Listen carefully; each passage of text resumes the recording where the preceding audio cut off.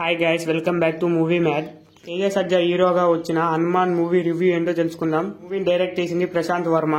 ఈ మూవీని సంక్రాంతికి థియేటర్లో చూడాలా చూడొద్దా ఈ విషయాలు క్లారిటీగా చెప్తాను. అంతకంటే ముందు మూవీ అప్డేట్స్ కోసం, మూవీ రివ్యూస్ కోసం ఛానల్ని సబ్స్క్రైబ్ చేసుకొని పక్కన బెల్ ఐకాన్ ఆన్లో పెట్టుకొని ఈ వీడియో నచ్చితే ఒక లైక్ చేయండి. ప్లీజ్ సపోర్ట్ చేయండి. హనుమాన్ మూవీ గురించి ఒక్క ముక్కలో చెప్పాలంటే మూవీ మాత్రం వేరే లెవెల్ భయ్యా.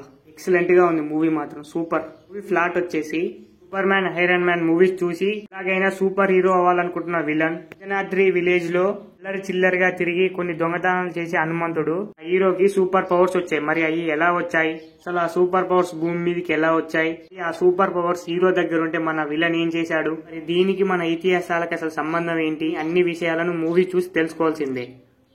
మూవీ ఫస్ట్ హాఫ్ గురించి చెప్పాలంటే 30 minutes దాకా మూవీ స్టోరీని ఎస్టాబ్లిష్ చేయడానికి ఉపయోగించుకున్నాడు మన డైరెక్టర్ ప్రశాంత్ వర్మ. ఆ 30 minutes కొంచెం లాగ్ అనిపించింది. దాని తర్వాత మూవీ మెయిన్ స్టోరీ ఫ్లాట్ లోకి వెళ్ళిపోతుంది. దాని నుంచి మొదలైతే అసలు మూవీ మాత్రం ఎంగేజ్ చేస్తూనే ఉంటుంది. ఇంటర్వెల్ బ్లాక్ మాత్రం నెక్స్ట్ లెవెల్, అసలు వేరే లెవెల్ ఉంటుంది. ఇంటర్వెల్ బ్లాక్ వచ్చేసరికి అర్థమైపోతుంది మూవీ చాలా పెద్ద హిట్ అయిందిరా అని. సెకండ్ హాఫ్ ఒక 10 minutes కొంచెం అట్లా లాగ్ అనిపిస్తుంది. దాని తర్వాత క్లైమాక్స్ భయ్య, లాస్ట్ ఆ 10 minutes క్లైమాక్స్ మాత్రం వేరే లెవెల్ లో తీశారు భయ్య. అసలు గూస్ బంప్స్ మాత్రం పక్క భయ్య, ఎక్సలెంట్ గా తీశారు క్లైమాక్స్ మాత్రం. మూవీకి ఇంకా పార్ట్ 2 కూడా ఉంది. పార్ట్ 2 ఇంకా వేరే లెవెల్ ఉంటుంది అనిపిస్తుంది. మూవీలో ట్విస్ట్లు కూడా ఉన్నాయి. Okay, good. నెక్స్ట్ మూమెంట్ ఏంటో మనకు ఈజీగా తెలిసిపోతుంది భయ్య. మెయిన్ గా మూవీలో ప్లస్ పాయింట్స్ వచ్చేసి Prashanth Varma screenplay, direction, story మాత్రం వేరే లెవెల్ భయ్య. స్క్రీన్ ప్లే మాత్రం సూపర్. అసలు మామూలు వ్యక్తికి సూపర్ పవర్స్ వస్తాయి, ఆయన ఏం చేశాడు, తన చుట్టూ ఉన్న వాళ్ళు ఎలా రియాక్ట్ అయ్యారు, అసలు అంజనాద్రి విలేజ్ ఎలా ఉంటుంది, ఆ క్యారెక్టర్స్ ఎలా ఉంటాయి చూసుకోవడమే కాదు, అసలు వేరే లెవెల్లో ప్రజెంట్ చేశారు. క్యారెక్టర్స్ మధ్య bonding, emotional scenes,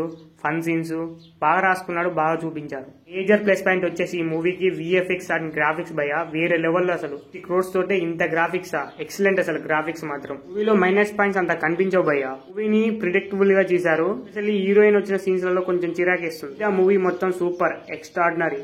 coming to the actor performance, Teja Sajja తన క్యారెక్టర్ కి 200% న్యాయం చేశాడు. యాక్టింగ్ లో కూడా చాలా చేంజెస్ వచ్చాయి ఈ మూవీలో. ఇతర రోల్ లో చేసిన వరలక్ష్మి, హీరోయిన్ గా చేసిన అమృత క్యారెక్టర్స్ కి వాళ్ళు న్యాయం చేశారు. విలన్ రోల్ లో చేసిన వినయ్ రాయ్, గెటప్ సీన్, కిషోర్ అలా బాగా చేశారు వీళ్ళు. Performance is good. మొన్న ఒక కోచ్ కి డబ్బింగ్ చెప్పిన సంగతి అందరికీ తెలిసిందే.